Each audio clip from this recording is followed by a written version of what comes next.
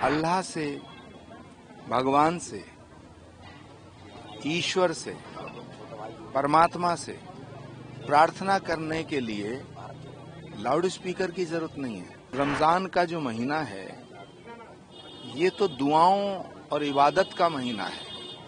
इसमें इस तरह के फितना क्रिएट करना, वो भी कमाल अख्तर साहब जैसे नेता के द्वारा, ये मुनासिब नहीं है।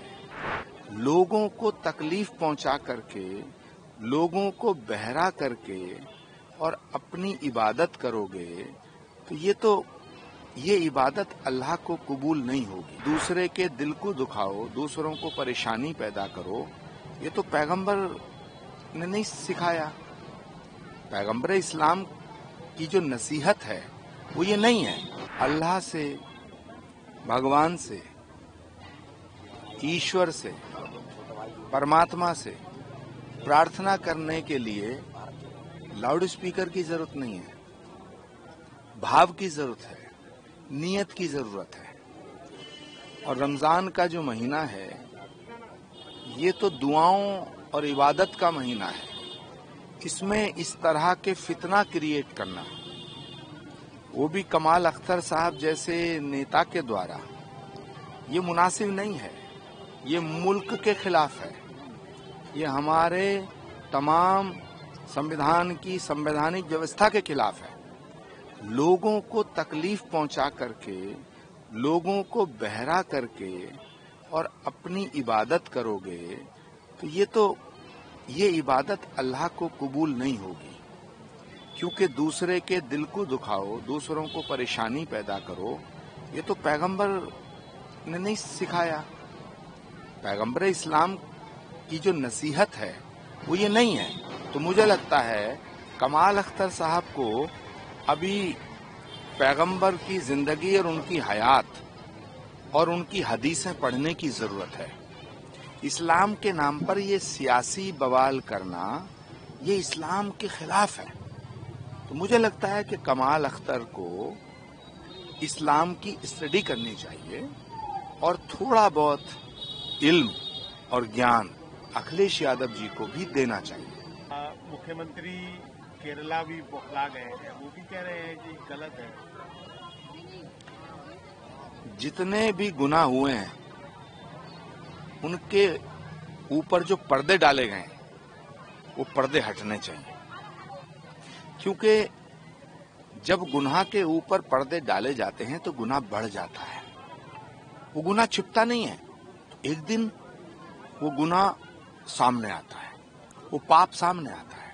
और वामपंथियों ने और इन स्यूडो सेकुलर नेताओं ने, सो कॉल्ड सेकुलर नेताओं ने, चाहे वो केरल हो या वेस्ट बंगाल, उत्तर प्रदेश हो या बिहार, पूरे देश में कोई स्थान ऐसा नहीं है जहां इन्होंने पाप ना किए हों। अब तो पाप के घड़े भर रहे हैं, धीरे धीरे डूब रहे हैं। बिहार में पाप का घड़ा भर गया, डूब गया। उत्तर प्रदेश में पाप के घड़े भरे, 17 में डूबा, 22 में डूबा, अब 27 में बचा कुचा डूब जाएगा। बंगाल में भी डूबने वाला है, केरल में भी डूबेगा।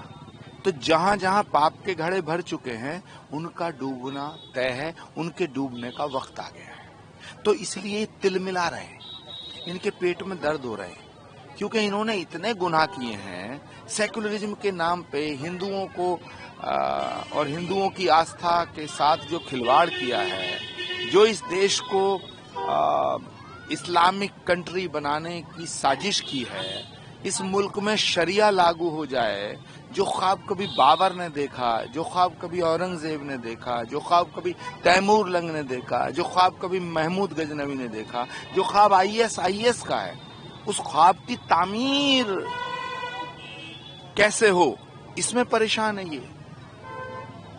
इनकी प्रॉब्लम और कोई नहीं है, इनकी प्रॉब्लम सिर्फ सनातन है। और इनकी जो चाहत है, इनका जो ख्वाब है, वो शरिया है। इसलिए पेट में दर्द हो रहा है। देखिए, हेमंत बिस्वा शर्मा कट्टर सनातनी इंसान है और एकदम सेकुलर इंसान है। हेमंत बिस्वा शर्मा से ज्यादा सेकुलर कोई व्यक्ति नहीं। क्यों? सेकुलर कौन है? जो सभी धर्मों के लोगों से एक जैसा बर्ताव करता हूं। हेमंत बिश्वा शर्मा की नजर में हिंदू और मुसलमान सब एक हैं, लेकिन कुछ लोगों को ये बात जम नहीं रही है। मुझे एक फैसला बताओ जो देश के खिलाफ या मुसलमानों के खिलाफ हेमंत बिश्वा शर्मा ने किया हो।